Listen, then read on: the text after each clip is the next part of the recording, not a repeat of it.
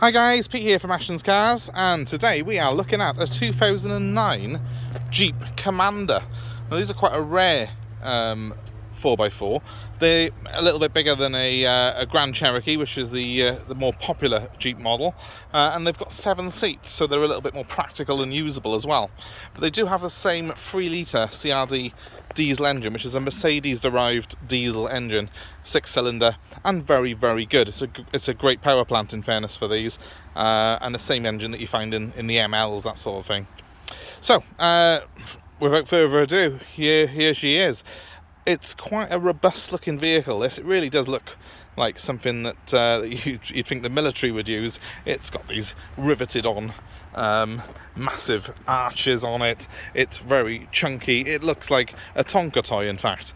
Other one's got the chrome side steps on it as well, which I think add to the sort of effect of size and sort of dimensions and just real road presence that you get on this car. Lots of chrome, as you can predict with an American vehicle like this. Nice big chrome grille on it. It's got the sort of familiar Jeep face. I think you would sort of find the similar sort of design on the sort of the Wranglers and stuff like that, with the sort of squared off ends. But it's a much bigger vehicle, this. It really is huge. As you can see, as we go down the side of it, tinted glass to the rear, chunky alloy wheels, good tyres on it all round as well on this particular one. It's only done 82,000 miles, this, despite the fact it's on an 09 plate, so it's quite a low mileage vehicle for its age. On the back here we've got these massive sort of handles, which don't appear to have much function, but nevertheless part of the styling. It gives it that sort of rugged off-road appeal. It looks like something that you'd see competing in the Paris-Dakar, this car does. And yeah, when you just stand back from it like this, you can probably see, compared with the other vehicles here, it's a monster of a car. And that's great, because it means it's got acres of space inside it and loads of luxury features as well. So just to show you inside, leather interior, nice quality sort of seats on it. They're in good condition, these ones. It's got the wood trim. It's a typically American design in that it's got these sort of fake wood and the shiny leather, which Americans love, but it's got a much more robust feel than any other American car I've been in, and the rivet theme seems to continue inside again, which gives it a bit of a sort of rugged feel to it. It's got all the mod cons though. It's got cruise control, it's an automatic gearbox on it, climate control, it's even got navigation, and it's got no less than 3 sunroofs. I say sunroofs, the front one opens, the back 2 are fixed, but they've got a sort of glass panel there either side of a TV screen. So let's just go in the back, I'll show you that. Yeah, it's actually got a television screen in it, this car. How about that? Fair play. It's got the little sockets there where you can plug your PlayStation or your video player into, and that'll come onto that screen there. At the moment I've just got the radio plugging through, and that's sort of what we've got on it just to demonstrate the car. But boot space with the back seats up is not huge, but with those down, obviously it becomes quite vast. But what you will find with this car is that those back seats are proper full-size back seats. Look at that. Proper leather-clad monsters of seats, much bigger than you get in the equivalent sort of XC90 or Discovery. They are a really good size. So there you can see that TV screen. And I folded the seat forward earlier just to sort of show you how it works. Essentially, it's pretty simple. It just clunks down like that, and then clunks up like that, and then you put the headrest up. So that's the back seat as it is.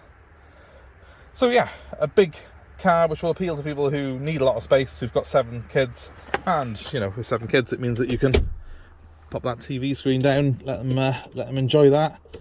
And it's got some remote control here which operates everything on it. Yeah, you can see it's starting up now with the Jeep logo and stuff on it. I'm not that familiar with how all this works, if I'm being honest with you, but it's got several modes on it, as I can gather. Yeah, I've no idea. I think we might need to put some batteries in that, but it'll be up and running for whoever buys the car anyway, it's fair to say. So that stores up in there, like so. It clips up. Yeah, acres of space if you need a lot of room, and it's got deep door bins in the back and everything as well, fold down armrests.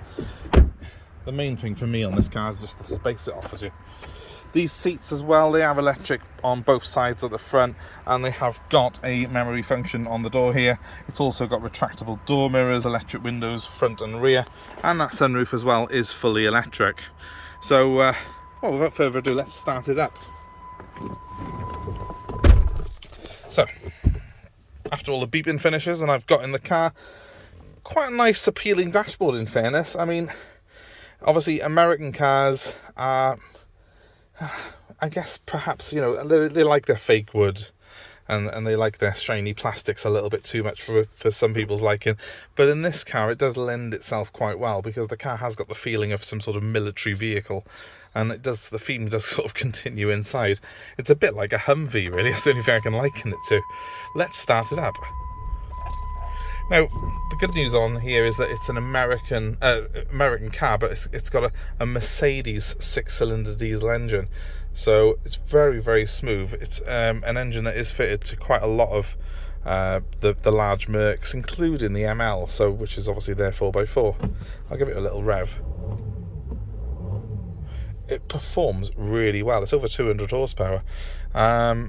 No smoke running from it. You know, it's all been checked. It's all as it should be. You've got the sort of sunroof by here, which opens and closes electrically. There we go. It's all fully working. It's a nice sort of feature on it. Got the blind that comes over it, and they've got sun blinds in the back as well. Those ones have. So yeah, it's quite an appealing car. It's got plenty of cup holders, loads of storage room and space and oddment space on it. Massive glove box, little shelf there to put your mobile phone and a few bits in. So it's sort of catering for you as a family vehicle, but it's a hell of a bit. It's a different car to anything else I can think of in this class. And look at these massive grab handles on it. It just feels like something that's built to survive a nuclear apocalypse, this car. So quite an appealing thing. Built-in compass on the dials. If they look like they're flashing, by the way, that's my video recording equipment, not the actual car doing that. And of course, heated seats at the front here as well, just to add to the feeling of luxury. It is a proper 4x4 as well. I mean, Jeeps have got a great reputation for actually being a good off-roader. They're not just some sort of fashionable SUV. They do work hard and they can do the job. So you have got a low-range gearbox here as well, which is selectable with that switch. And I've checked that all works properly as well, but I won't be driving it now while we're on video.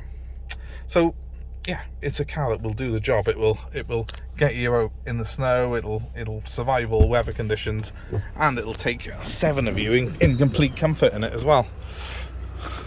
I think the main appeal for me with the Jeep Commander, though, is the fact that it just looks so different to anything else.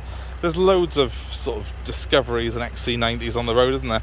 But you don't see too many of these, and it's a bit of a bargain as well, really, because you think it's only done 82,000 miles this car has. It's on an 09 plate.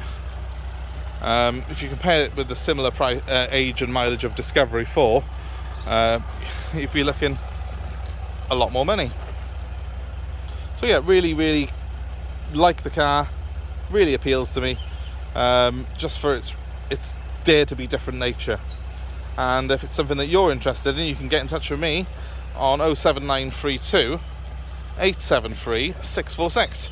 The Jeep's going to be available for national delivery, and of course, as with all our cars, we're happy to take part exchange. Just let us know what you've got. We'll happily work out a price for you. A couple of little things I want to show you on it. If you're looking to do that, just to put you in the frame, there are some very light marks on this door, just where someone's opened a door into it by the looks of things, or someone's opened that door into something. And there's also a couple of very small marks on this bumper corner, which I'll touch in, but I'm not going to be respraying the entire bumper just to do that. There's a couple on the back of that bumper as well, in fairness. This side of the car, well, this side of the car wouldn't have been curbside, and it doesn't seem to have had any real damage on it. There's a little mark by here, but I think that'll polish out. You know, apart from that, the car's in very, very good shape. Interior is excellent on it. No rips or tears in the seats. Just looks a good car. So I'll give you my number for, you know, one more time. If you need to get hold of me, if you're interested in this car, I do recommend ringing us rather than just leaving a comment on the link. My number is 07932 873 646. We'll leave the comments open as well, because you can obviously compare notes if you've owned one of these yourselves before. Perhaps you can tell us a little bit more about them. And of course, please give us a like and share this post with your friends and family. Most important of all though, if you like our videos, please subscribe to our channel. It will mean that you get updated with any new stock that we have in. And thanks ever so much for watching, guys. I hope to speak to you soon if you're interested in this car. And thanks very much for watching regardless. Have a great day. Goodbye.